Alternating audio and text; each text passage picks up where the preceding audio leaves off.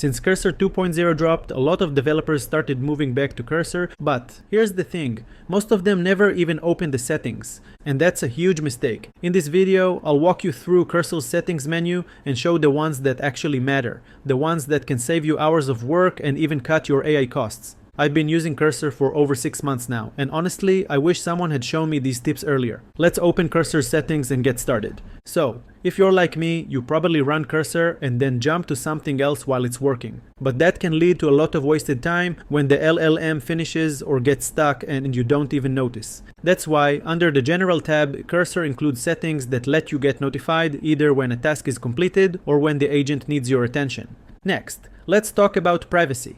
Every time a new Chinese model comes out, like Kimi K2, developers start worrying about their code and stop using certain LLMs to stay safe. But here's the thing, most people never configure Cursor's privacy mode properly. If you scroll to the bottom of the settings, you'll find the privacy section. There are 3 modes. The first one is shared mode, lets Cursor train on and use your code. Second is privacy mode, keeps your code private, but still allows Cursor to store it in the cloud for features like background agents. And last, privacy mode, legacy, blocks Cursor from storing or using any of your code. Of course, I recommend keeping it private. The next setting is my favorite. It's no secret that usage limits are getting tighter, so keeping track of how much you've already used is super important. If you never saw it, it looks like this. Under the Agents tab, you'll find the usage summary, which shows exactly how much of your limit you've spent. By default, Cursor only shows this bar once you've hit a certain percentage. But if you switch it to always, you'll see it all the time, and that small change can save you from unexpected cutoffs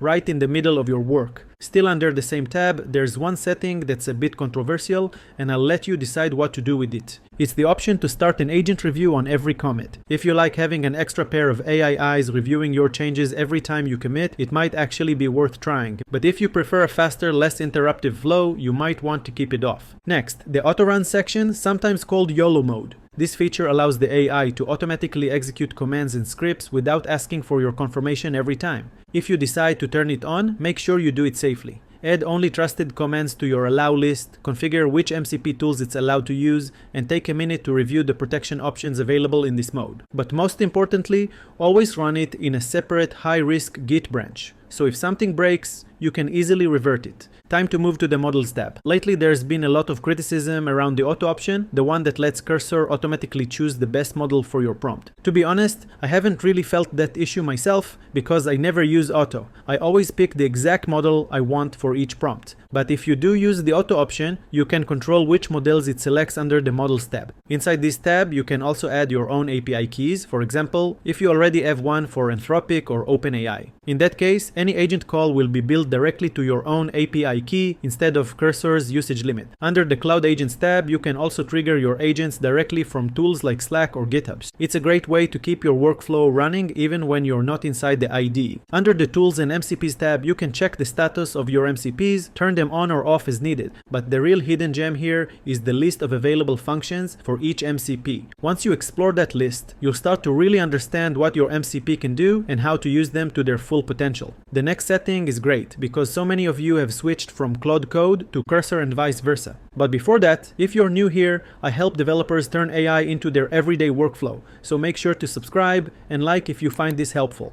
So, under the Rules, Memories, and Commands tab, you'll find some really powerful options. Here, you can import your Claude.md file directly into the context and even load your Claude commands so you can use them right inside Cursor. You'll also see a section called Memories. These are automatically generated rules based on your past chats. They're scoped to your current project and help Cursor maintain context across sessions. In this same tab, you can also configure your commands and rules. Most of you probably already know these features, but what many miss is that you can set them up on both local and project levels. That gives you a lot more control over how Cursor behaves in different environments. Drop a comment if you want me to make a full video on the best practices for using rules and memories, because that topic deserves its own deep dive. The next one is super important. Under the Indexing and Docs tab, you can actually see the percentage of files that are indexed in your repo. Indexing your project is critical. It's what helps Cursor understand your codebase and provide the right context for every request. But what if your project has too many files and you don't want all of them indexed? That's where the .cursorignore file comes in. It works just like a .gitignore,